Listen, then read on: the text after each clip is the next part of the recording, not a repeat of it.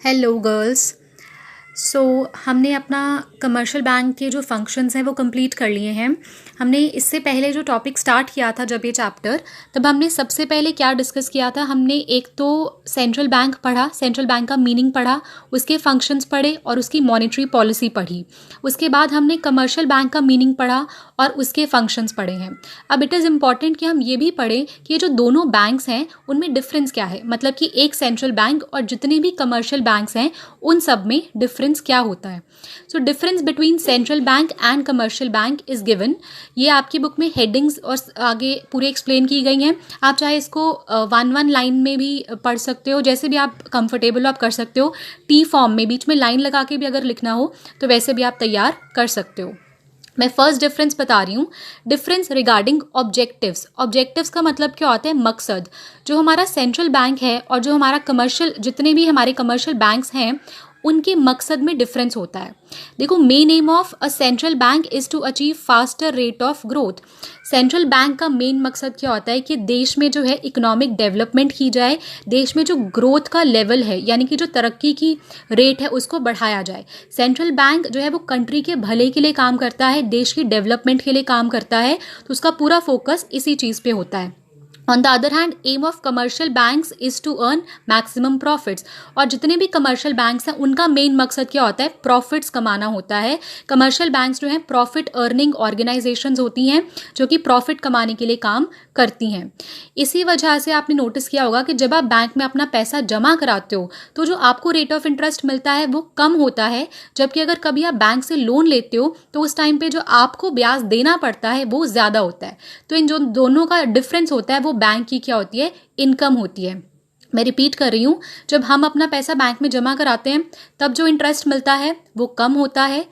जब बैंक हमें लोन देता है तब जो इंटरेस्ट हमें पे करना पड़ता है वो ज़्यादा होता है। और इन दोनों का डिफरेंस बैंक की क्या होती है, इनकम होती है। सो सेंट्रल बैंक का मेन मकसद है इकोनॉमी को ग्रो करवाना, जबकि कमर्शियल बैंक्स का मेन मकसद क्या है, प्रॉफिट्स को अर्न करना। दूसरा पॉइंट है difference regarding direct transactions with public.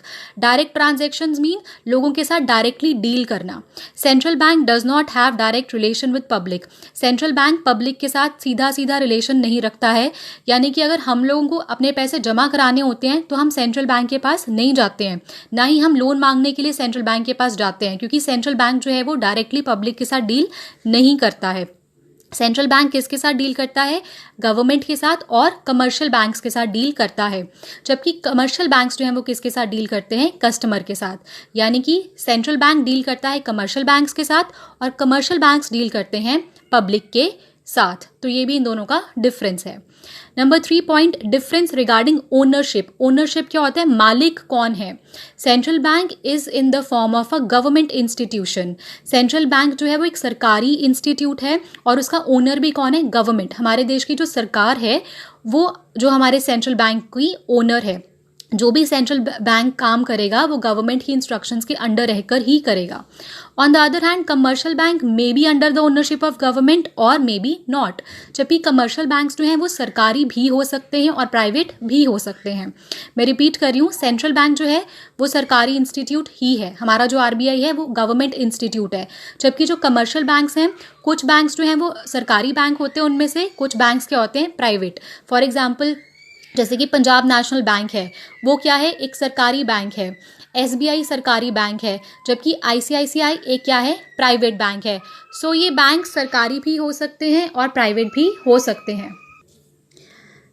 अब हमारा जो नेक्स्ट पॉइंट है, difference regarding status in monetary system. Money का जो सिस्टम है उसमें दोनों का स्टेटस भी दोनों बैंक्स का डिफरेंट है। सेंट्रल बैंक जो है एपेक्स यानी कि जो हेड है मॉनेटरी सिस्टम का, पूरे के पूरे जो भी हमारा मॉनेटरी सिस्टम है उसका हेड है। सेंट्रल बैंक रेगुलेट करता है, सुपरवाइज करता है पूरे मनी के सिस्टम को। पूरा मनी का सिस्टम कौन कंट्रोल कर रहा है, सेंट्रल बैंक। उस पर नज़र कौन रख रहा है, सेंट्रल बैंक। जबकि commercial bank is only a part of monetary system, वो सिर्फ मॉनेटरी सिस्टम का एक हिस्सा है and help central bank in achieving various targets.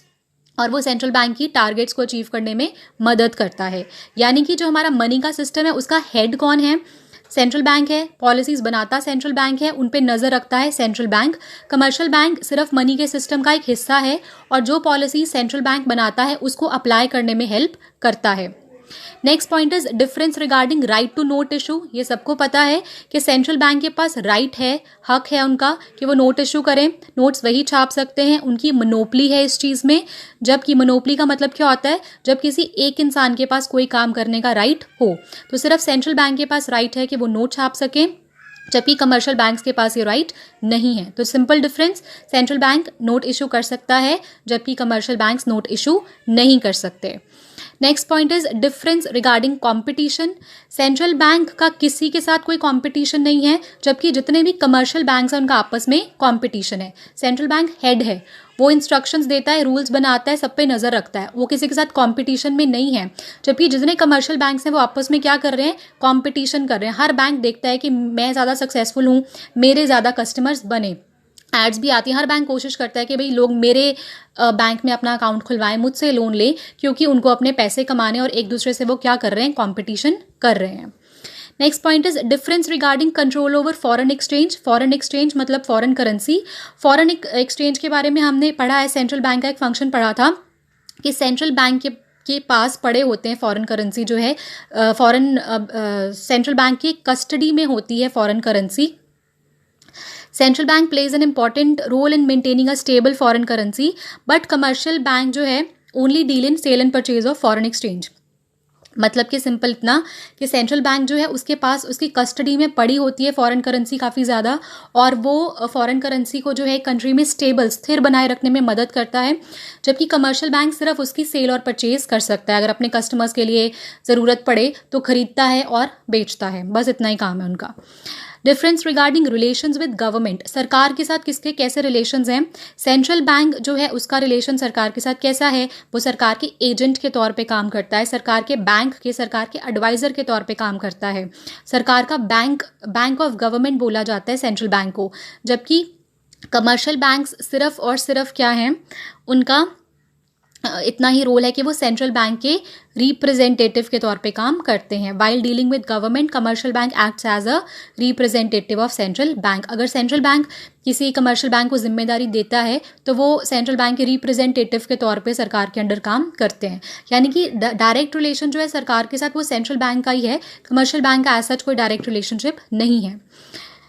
Difference regarding mutual dependence. Mutual dependence का मतलब होता है आपसी डिपेंडेंस। जब कोई दो लोग आपस में कितना किसी के ऊपर डिपेंड करते हैं उसको बोलते हैं mutual dependence. Central bank is known as banker's bank. Commercial bank of the country depend upon central bank and central bank has complete control over the commercial banks. जितने भी कमर्शियल बैंक्स हैं वो किसके ऊपर डिपेंड करते हैं, central bank के ऊपर डिपेंड करते हैं, और सेंट्रल बैंक पूरा कंट्रोल बना के रखता है कमर्शियल बैंक्स के ऊपर। यानी कि कमर्शियल बैंक्स डिपेंड करते हैं सेंट्रल बैंक के ऊपर और सेंट्रल बैंक उनके ऊपर क्या बना के रखता है, पूरा कंट्रोल बना के रखता है। Then the last point is difference regarding role in monetary policy. Monetary policy में रोल किसका कितना है। Central bank formulates the monetary policy. Formulate करना मीन्स बनाना, सेंट्रल बैंक मॉनेटरी पॉलिसी को बनाता है, whereas commercial bank helps in the execution of monetary policy. Execute करना मीन्स उसको लागू करना, जबकि कमर्शियल बैंक उसको लागू करने में मदद करता है। यानी कि सेंट्रल बैंक मॉनेटरी पॉलिसी को बनाता है और कमर्शियल बैंक उसको लागू करने में मदद करता है। तो दोनों के रोल में डिफरेंस है। सो शॉर्ट में उसने बोला नीचे कंक्लूजन में, in short it can be said that central bank and commercial bank are an integral part. Integral means एक अंदरूनी हिस्सा और बहुत इंपॉर्टेंट हिस्सा है हमारे मॉनेटरी सिस्टम का।